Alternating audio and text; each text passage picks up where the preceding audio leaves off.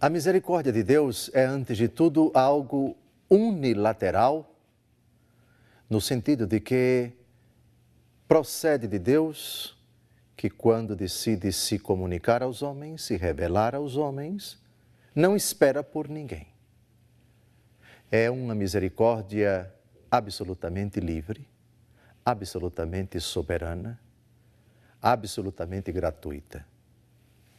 Porém, às vezes, segundo os relatos dos evangelhos, a misericórdia de Deus exige, ou pelo menos espera, da parte da pessoa que vai ser objeto da misericórdia, uma certa exigência, um certo requisito, uma certa condição. E também, depois que a misericórdia se manifesta, Deus tem um desejo, Deus tem uma vontade, Deus tem um plano para aquela pessoa que acabou de ser favorecida pela misericórdia.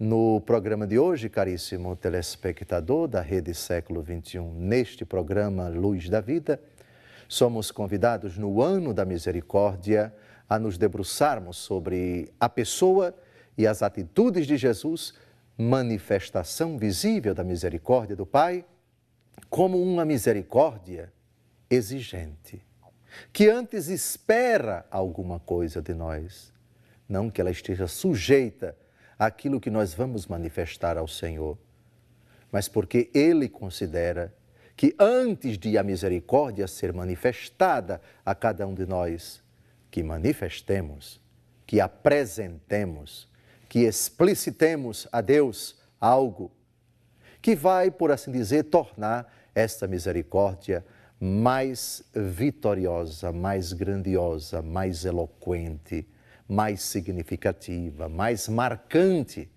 para a vida daquele que será favorecido com esse milagre, com essa dádiva. De um lado, o Deus rico em misericórdia. Do outro lado, a miséria do homem. Hoje, nós vamos nos debruçar sobre uma pessoa que se dirige ao Senhor na miserabilidade da sua vida e pede, e clama, e apresenta ao Senhor um dado tão importante que agrada tremendamente a Deus antes de Ele manifestar sua misericórdia, a humildade, a confiança do coitado, do desgraçado, no poder do Senhor. Se Deus quer fazer algo, Ele espera que nós manifestemos o desejo de que Ele faça. Deus é absolutamente soberano. Para agir, não precisa de nada nem de ninguém. Mas, às vezes, para que nós nos beneficiemos mais, melhor e sempre, Ele espera uma atitude de nossa parte. E essa atitude agrada tremendamente a Ele. Vejamos que atitude é esta. Um homem leproso vai ao encontro de Jesus e lhe faz um pedido, mas um pedido doce. São poucas as palavras. Nestas palavras, porém, está patente um sentimento, um desejo, uma condição da alma do miserável que enche Jesus de alegria. E, por assim dizer, derrete o coração de Jesus, que diante dessa postura leva nosso Senhor a lhe conceder aquilo que Ele deseja alcançar. Vejamos o relato da cura de um leproso. Essa dramaturgia que vamos ouvir agora é o relato fiel de um texto do Evangelho segundo Lucas. Escutemos, vejamos. Naquele tempo, um leproso chegou perto de Jesus.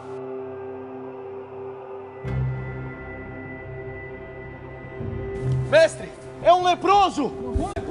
Afaste-se daqui! Deixem ele! Deixem ele!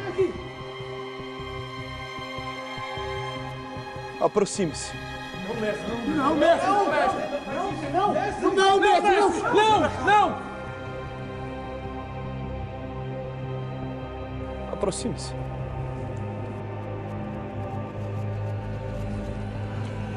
Senhor quiser, pode me curar.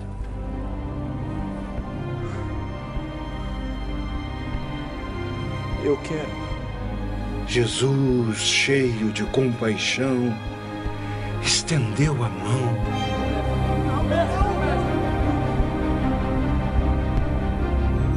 e o tocou.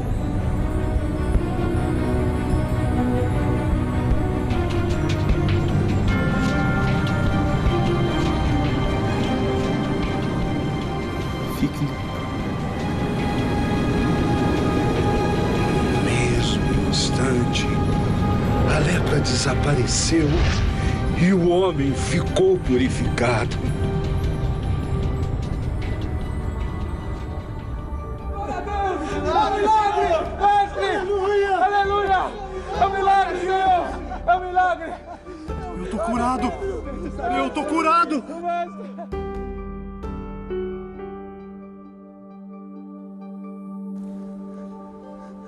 Não diga nada a ninguém.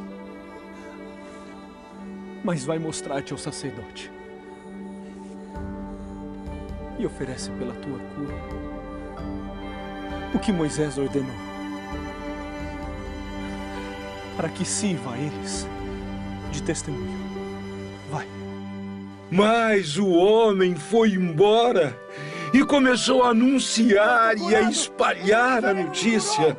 Estou curado! Por isso, Jesus já não podia entrar abertamente em nenhuma cidade. Estou curado! Ele ficava fora em lugares desertos e de toda parte as pessoas iam procurá-lo.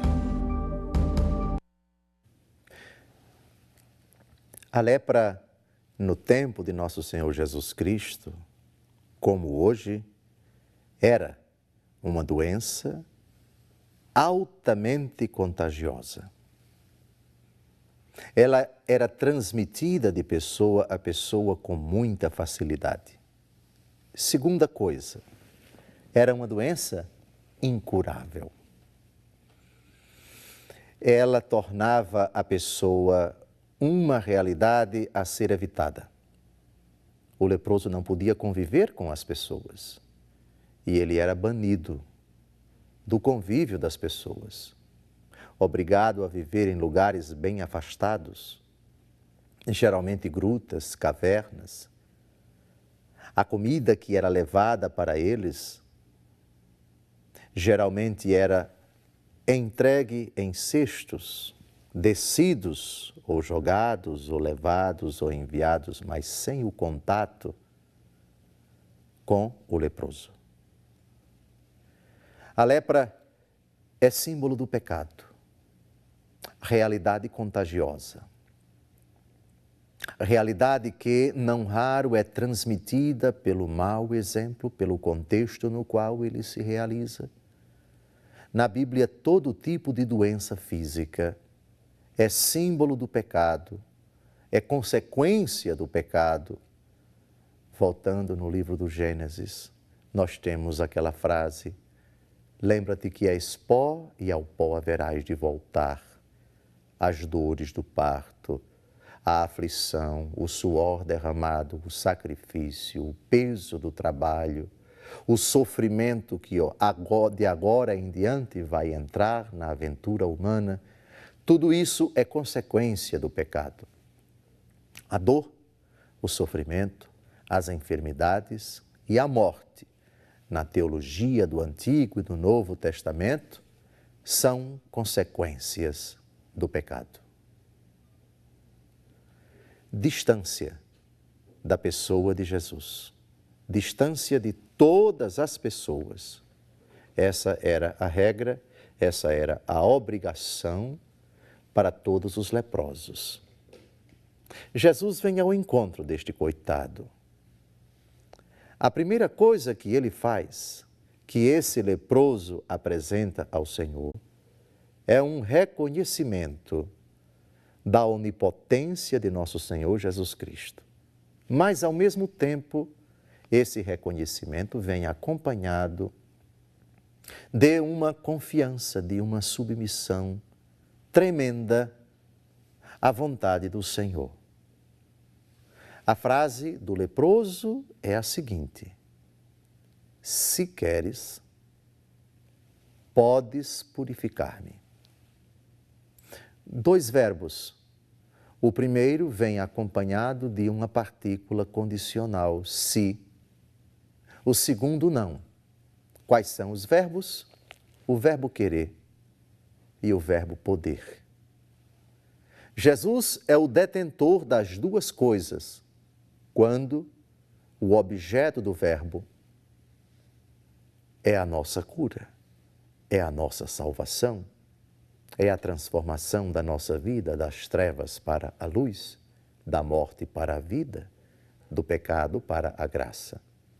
Se queres, podes limpar-me, podes purificar-me. Não é o contrário.